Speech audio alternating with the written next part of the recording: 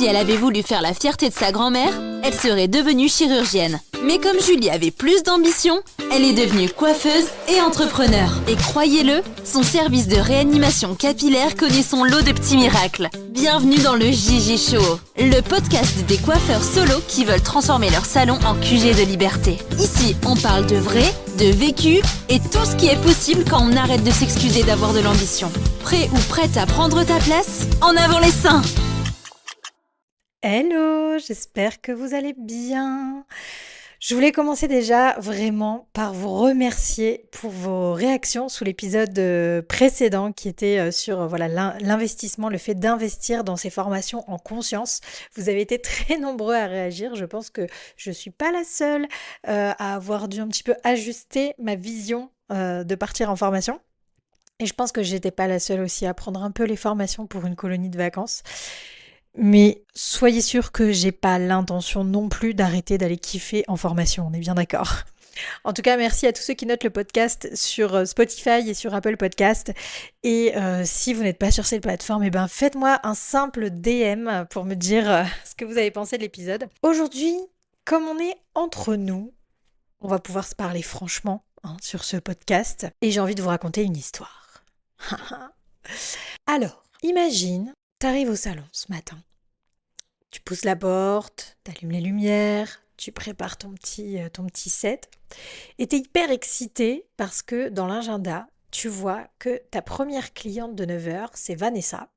Et Vanessa, c'est une cliente que tu as reçue pour une consultation, un diagnostic il y a 2 semaines. Et vous avez beaucoup discuté, vous avez vachement accroché d'ailleurs, vous avez beaucoup discuté de ses cheveux, de tout ce qu'elle avait vécu avant. Elle t'a raconté son passé technique et tout ça, et vraiment, elle est arrivée dans un état, un état de catastrophe capillaire avancée.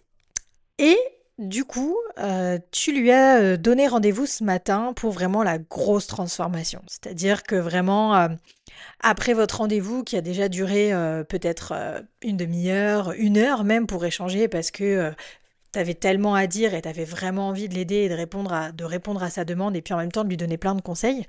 Ce rendez-vous avait duré 1 heure d'échange et puis à la suite de ce rendez-vous, elle t'a dit ok, pas de souci. On pose le rendez-vous pour, allez, on va dire jeudi 9h.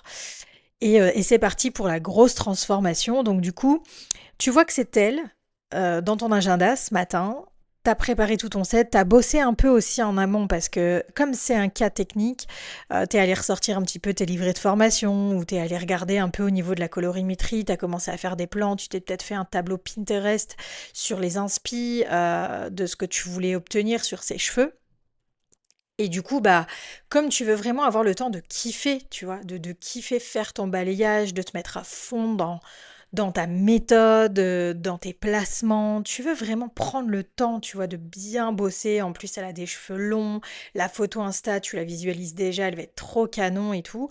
Donc, voilà, elle a pris rendez-vous à 9h, tu t'es bloqué jusqu'à une bonne partie de la journée, jusqu'à 15h, tu vas lui faire un soin profond et tout, bref.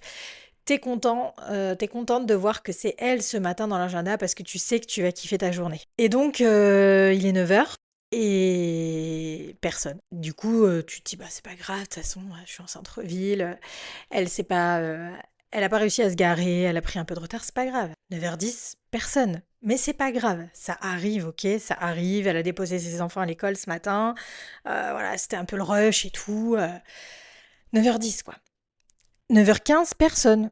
Du coup, tu commences à regarder, tu te dis, tiens, est-ce que j'ai son numéro de portable? Parce que du coup, ce serait peut-être intéressant de l'appeler, de lui envoyer un message. Et 9h20, toujours personne. Donc là, tu te dis, ok, écoute, j'appelle. Il lui est peut-être arrivé un truc sur la route, un accident, quelque chose. Elle peut pas me prévenir. Elle doit être vraiment dans une situation compliquée. Donc, j'appelle pour prendre des nouvelles, quoi, parce que je me demande où elle est. Surtout que tu te dis qu'elle a eu le rendez-vous de confirmation la veille par ton logiciel. Elle a eu le rendez-vous, le SMS de confirmation de rendez-vous. Donc, tu te dis que voilà, ça doit être grave pour qu'à 9h20, t'aies pas de nouvelles et tout. Donc t'appelles, ça sonne. Ça sonne. Ça sonne toujours. Ah, messagerie. Mince. Bon, Bon, bah écoute, bah, tu vas laisser un petit message, tu vas laisser un petit SMS ou tu vas lui envoyer un message sur Insta si t'as son Insta. Salut Vanessa, on avait rendez-vous à 9h, je suis hyper inquiète, qu'est-ce qui se passe? Voilà. Et puis, bah, le temps passe, 9h30. Et puis là, tout doucement, tu commences à te dire que Vanessa va-t-elle venir? Il y a peu de chance quand même. Vous aviez rendez-vous à 9h, 9h30, il est 9h30 passé. T'as essayé de l'appeler, t'as envoyé un message, t'as envoyé un DM Instagram en plus et tout. Et puis t'as tout préparé, tu sais, t'es encore dans l'excitation et tout. Et puis là arrive 9h40 et tu te dis que, bon bah Vanessa elle va pas venir en fait. Ouais, Vanessa elle t'a planté. Et puis bien en plus, hein. Parce que non seulement Vanessa elle t'a planté, et puis en plus elle te répond pas. C'est-à-dire qu'elle a pas eu, alors on va rester poli, elle a pas eu le courage de t'envoyer un message, de prévenir, un DM Insta, peu importe. Non, non, elle a pas fait ça, non. Elle s'est levée ce matin et puis elle se dit qu'elle viendrait pas et puis elle a fait sa vie. Et toi, t'as bossé pendant 15 jours sur son cas technique, t'as préparé tout ton matos, t'es hyper enjouée ce matin, t'es hyper enthousiaste et elle vient pas. Et là, tu réalises qu'elle vient pas, donc t'as les boules, t'es frustrée. T'es frustrée parce que toi, t'avais projeté une super technique, un super moment passé avec elle, vous aviez bien accroché la dernière fois. Et en plus, tu te rends compte que bah du coup, non seulement elle vient pas, mais en plus, bah du coup, t'as personne jusqu'à 15h. Ah ouais, t'as personne jusqu'à 15h. Donc là, il est 9h40, et pendant les 5 prochaines heures, t'es au salon, et y a personne. Merde. Ah là, tu te dis, mais merde. Ah bah déjà, bah je vais me faire chier, hein, clairement. Bon, si t'as de la méthode et un peu d'organisation, t'as fait une to-do minutée et tout ça, et tu vas rebasculer sur des tâches administratives, hein, ok? Voilà. Les élèves de Success Story comprendront cette allusion. Mais n'empêche que là, en fait, qu'est-ce qui se passe? Bah, il se passe que t'as personne avant 15h et que bah, tu vas pas te mettre à appeler des clientes pour leur demander si elles veulent venir maintenant. Alors tu postes quand même. Tu vois, tu t'ouvres ton Instagram et tu postes une dispo de dernière minute aujourd'hui à 10h. Voilà, appelez directement au salon, envoyez-moi un DM, au secours, alerte générale, il y a personne, il y a un trou dans mon agenda. Grosso modo, c'est ça que ça veut dire. Je me suis fait planter, il y a un trou. Mais t'as raison de le faire parce que qui ne tente rien n'a rien. Et peut-être qu'au pied levé, un jeudi à 10h, quelqu'un n'a rien à faire et va venir te remplir ces 5 heures. Peut-être. De toute façon, il faut toujours le tenter. Mais on est bien d'accord que cette situation, elle est quand même terrible. Alors, est-ce que, toi qui m'écoutes, tu te reconnais dans cette situation? Est-ce que tu as déjà vécu cette situation? Peut-être encore aujourd'hui? Est-ce que tu vis parfois cette situation? Moi, je l'ai vécu, évidemment. Si je te la raconte comme ça, c'est parce que je l'ai vécu et je sais très bien ce qu'on ressent dans ce genre de situation.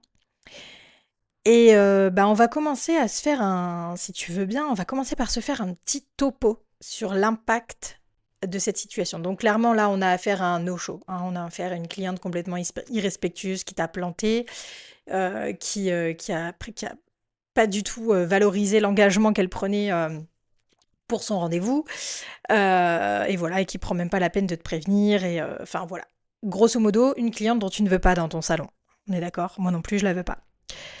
Mais quel est l'impact de ça?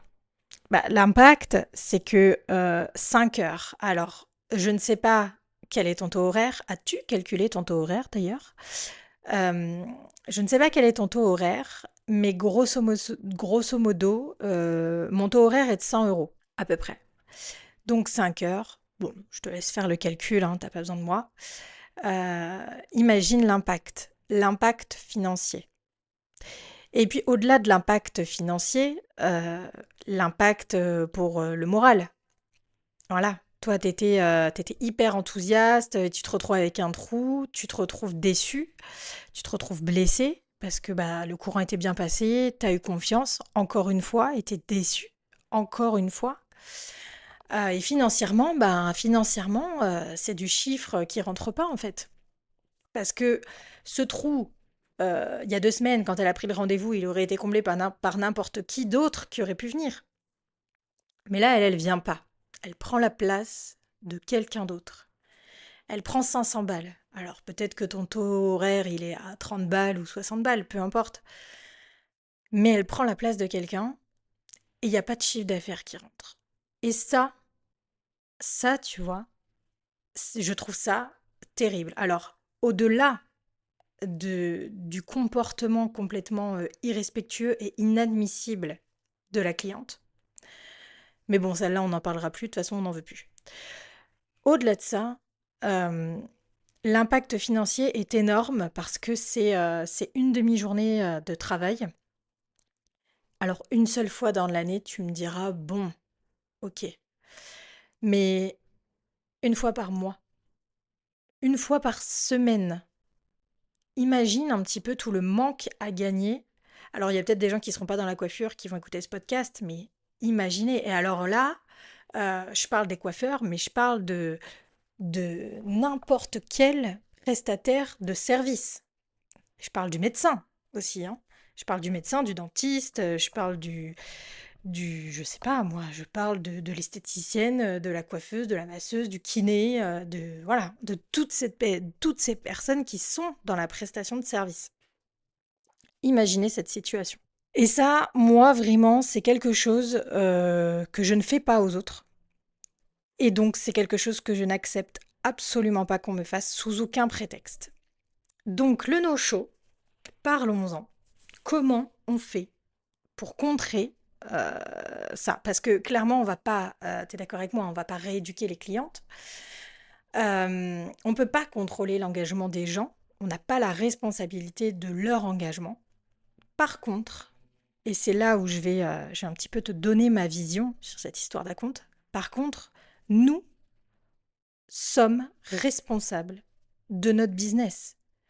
Nous sommes responsables de la santé de notre entreprise, de la pérennité de notre entreprise. Et alors encore plus, si tu as des salariés, tu es responsable aussi de tout ce petit monde que tu fais vivre parce que tu donnes des salaires à la fin du mois. Et ton entreprise, la plupart du temps, te fait vivre et fait vivre également ta famille. D'accord?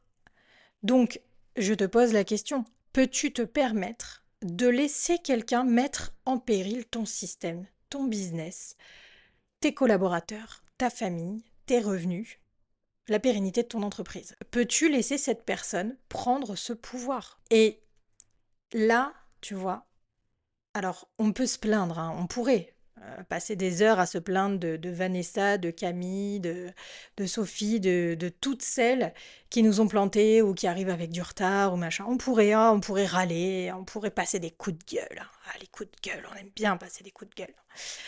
On peut, on peut faire ça. Ou on peut se responsabiliser en tant que coiffeur. Je te laisserai à la fin décider hein, ce que tu trouves le plus efficace. Se responsabiliser, c'est-à-dire qu'en fait, il est de notre responsabilité. Alors, encore une fois, je t'énonce dans ce podcast, pardon, hein, je fais un petit disclaimer, mais vous connaissez. Encore une fois, dans ce podcast, je te donne pas la vérité, je te donne ma vérité. Ma vérité, mon vécu, qui vient de mes 10 ans d'expérience en tant que coiffeuse privée, et tout le package des autres expériences qui vont avec. Bref, le package Julie Jolie qui te donne sa version et je vais te donner ce qui fonctionne pour moi. Ok ? Ma vision là-dessus, c'est que il est de notre responsabilité d'assurer la pérennité, la santé, l'équilibre de notre business et de tout ce qui va avec à côté. C'est notre responsabilité. Donc, qu'est-ce qu'on fait pour prendre ses responsabilités par rapport à ça? Eh ben, on fixe des règles. On met un cadre. On fixe des conditions générales de vente. On fixe des conditions d'accueil. Les miennes, elles sont très simples. Pour tout rendez-vous posé dans l'agenda, il y a un acompte de 50%. Que tu sois ma cliente depuis 5 minutes ou depuis 10 ans, c'est pareil. Parce que souvent, en plus, c'est celles qu'on connaît le mieux qui se permettent de nous planter, malheureusement. Que tu sois ma cliente depuis 5 minutes ou depuis 10 ans, il y a un acompte à verser de 50% du montant total de la prestation. Cet acompte n'est pas remboursable du tout. Et tu le perds si tu modifies ou annules ton rendez-vous moins de 4 jours avant la date. Même si ton enfant est aux urgences, si ta 8e grand-mère décède, si ta voiture perd sa 5e roue, c'est pas mon problème. Ouh là là. Ouh, elle est rigide, la Julie, hein. Ouah, elle est stricte, hein. Punaise. Ben ouais, en fait. Et c'est pas parce que je mets un cadre et je pose des conditions, croyez-moi, c'est pas pour ça que je suis pas capable d'avoir de l'empathie et d'être bienveillante. Par contre, je suis pas conne. Voilà, pardon. Hein, mais on va peut-être arrêter les gros mots. Pardon, excusez-moi, faut que je me calme. Euh, Par contre, j'ai une entreprise à faire tourner. Moi, je suis une chef d'entreprise, d'accord? Je suis pas là pour enfiler des perles, je suis là pour coiffer des nanas, ça c'est clair. J'adore ce que je le fais avec énormément de passion, énormément d'investissement. Par contre, non, tu me plantes pas en fait. Tu mets pas en péril mon entreprise, tu mets pas en péril ma famille, tu mets pas en péril mes collaborateurs, mes prestataires, mes fournisseurs. Tu me mets pas en péril financièrement, c'est hors de question. Donc, pourquoi j'ai ces règles-là? Parce que j'estime que alors vous allez me dire: «Ah ouais, c'est super dur, attends, ça peut arriver à tout le monde d'avoir, la voiture, qui tombe en panne, les enfants qui sont malades, la grand-mère qui décède». Oui, ça arrive bien sûr, hein, même si personne n'en a 8, on est bien d'accord. Ouais, et ben, je suis d'accord avec vous.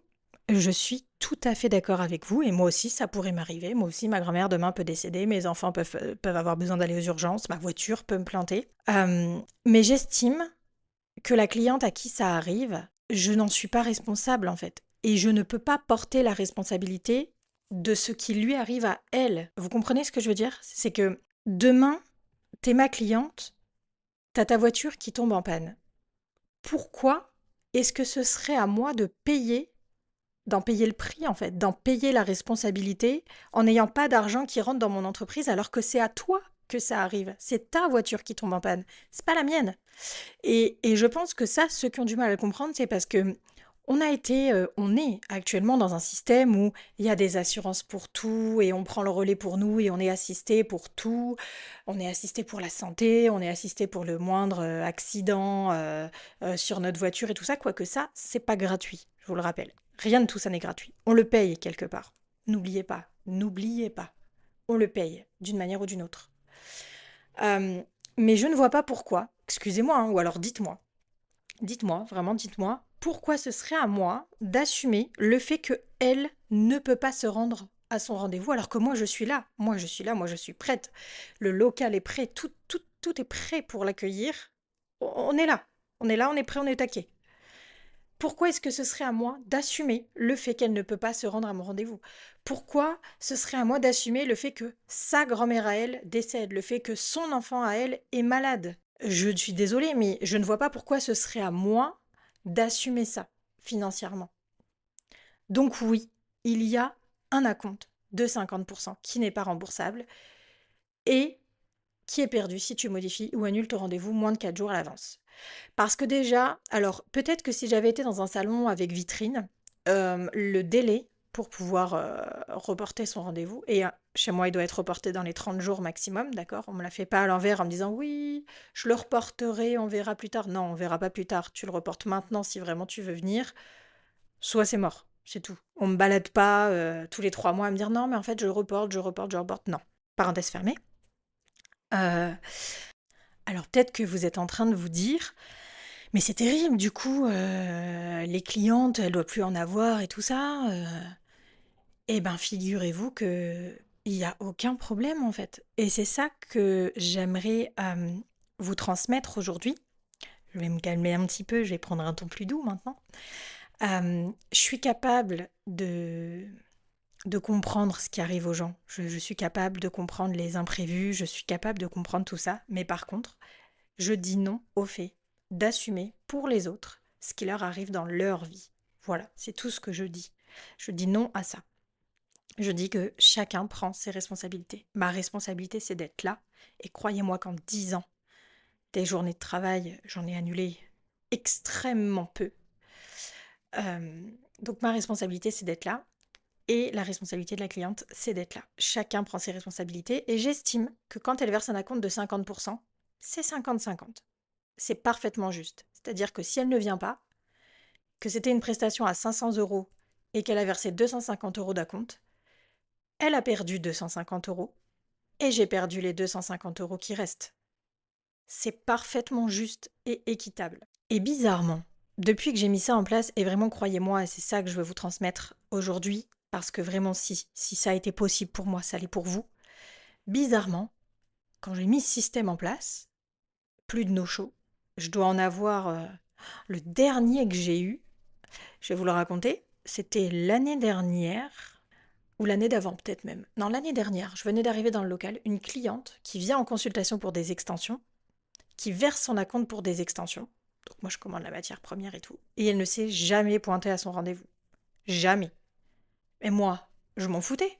Elle avait versé l'acompte, ça avait payé la matière première. Alors je m'en foutais oui et non, parce que j'ai quand même perdu l'autre moitié de la somme. On y perd toujours, hein, même avec 50% d'acompte. Mais j'y ai pas mis de ma poche, on va dire. Et donc si c'est possible pour moi de mettre ça en place, c'est possible pour toi aussi. Et bizarrement, depuis que j'ai mis la compte en place, c'est ça que je voulais te dire tout à l'heure, bizarrement, bah, il y a plus de grand-mère qui décède. J'entends plus parler d'enfants malades, j'entends plus parler d'enfants aux urgences, j'entends plus parler de voitures en panne.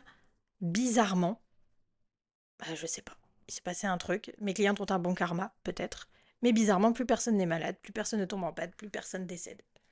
Donc, bah, rendez service à vos clientes, hein. Franchement, mettez les acomptes en place. Mais voilà, ce que je voulais te transmettre aujourd'hui, c'est que t'es pas obligé de le faire dans les conditions dans lesquelles moi je le fais. Tu peux le faire de façon plus sévère, plus strict, moins strict. Tu fais selon ton système, selon ta vision, selon... Voilà. Mais si tu ne mets pas d'acompte en place, il faut pas se plaindre derrière. Tu ne peux pas te plaindre derrière que la cliente n'a pas honoré ton rendez-vous. C'est pas possible. Il faut qu'on prenne nos responsabilités. Être chef d'entreprise, hein, être coiffeur à son compte, solo ou avec une équipe, peu importe, c'est avoir choisi d'être chef d'entreprise. Et chef d'entreprise, c'est prendre ses responsabilités. C'est justement là-dedans que réside tout le sens de l'intitulé du métier. Donc voilà ce que je voulais, la piste de réflexion sur laquelle je voulais vous emmener aujourd'hui. Peut-être que aujourd'hui, t'as pas encore mis les acomptes en place. Mais peut-être que tu as déjà vécu ça. Peut-être que tu t'es reconnu. Donc si tu as des freins pour mettre les acomptes en place, n'hésite pas à venir m'en parler en DM sur le compte du Gigi Show. On peut échanger là-dessus. Mais j'espère en tout cas avoir convaincu ceux qui ne le font pas encore de le faire aujourd'hui parce que c'est ça qui assure quand même un minimum les rendez-vous dans votre agenda. C'est une façon pour la cliente de s'engager et je suis désolée, hein, mais vraiment, quelqu'un qui ne souhaite pas verser d'acompte, pour moi c'est red flag direct. La cliente qui ne souhaite pas verser d'acompte, ça veut dire que c'est quelqu'un qui n'est déjà pas complètement engagé dans son rendez-vous. Ça veut dire qu'elle est déjà pas sûre d'elle-même parce que c'est quoi qui pose problème dans le fait de verser un acompte? C'est qu'on a peur de perdre son argent. On est d'accord? Sinon, si tu sais que tu vas poser 200 € quelque part et que tu vas les retrouver quand tu vas revenir, t'as pas de problème à poser 200 € sur une table. D'accord? Mais si tu poses 200 € sur une table et que tu sais pas si tu vas revenir dans le restaurant les chercher, bah tu vas jamais les laisser là. C'est exactement la même chose avec les clientes. C'est-à-dire que celles qui rechignent à poser un acompte, c'est celles de toute façon qui sont déjà bancales. C'est celles qui sont pas sûres, c'est celles qui savent déjà qu'elles vont se trouver des excuses, que si jamais elles ont un pet de travers en se levant le matin, elles viendront pas, ou qu'elles feront passer quoi qu'il arrive leurs enfants en priorité et tout ça et tout ça. Je ne juge pas ça, d'accord? Je ne juge pas le fait de passer ses enfants en priorité, j'en ai moi-même. Mais nous, on ne peut pas se permettre d'avoir un agenda qui est bancal. Donc si aujourd'hui tu as des freins par rapport à ça, j'espère qu'en ayant écouté ce podcast, ça te donne la foi pour te dire ok, il faut vraiment que je place des acomptes avec mes clientes, systématiques et pour tout le monde, même les super copines, surtout les super copines, rappelez-vous bien ça. Et voilà, n'hésite pas à m'écrire pour qu'on puisse échanger. Et si tu mets déjà les acomptes en place, eh ben franchement, n'hésite pas à venir en DM sur le compte du Gigi Show, me donner ton témoignage pour qu'on puisse le partager aux autres qui n'osent pas encore le faire, qui ont des freins, voilà, qui doutent de la pertinence. N'hésite pas à venir partager ton témoignage. J'espère en tout cas que cet épisode t'a donné envie d'y penser si tu ne le fais pas. Je sais que ce que je dis là ne va pas plaire à tout le monde. C'est pas grave parce que j'ai pour habitude de dire mon salon, mes règles du jeu et ça vaut pour vous aussi. Moi, le fait de fonctionner comme ça ne m'a enlevé aucune cliente. Je n'ai absolument pas de problème de clientes qui ne veulent pas venir à cause de ça. Donc à partir du moment où mon business se porte bien, si vous voulez, la vie des autres n'est que la vie des autres. Et avant qu'on se quitte, j'ai une dernière question pour toi. Est-ce que tu arriverais à trouver l'impact monumental que peuvent avoir les acomptes sur ton business dont je n'ai pas parlé dans cet épisode? Je te laisse m'envoyer un DM sur le Gigi Show si tu vois de quoi je parle. C'était le Gigi Show, ton shoot de boost pour pouvoir prendre de haut ton banquier. Si t'as kiffé, partage cet épisode à ta pote coiffeuse qui mérite de cartonner. Viens tout de suite nous retrouver sur Insta @le.gigishow pour encore plus de pépites. Et rappelle-toi, t'es pas juste une coiffeuse, t'es une d'entrepreneur. À très vite et en avant les seins.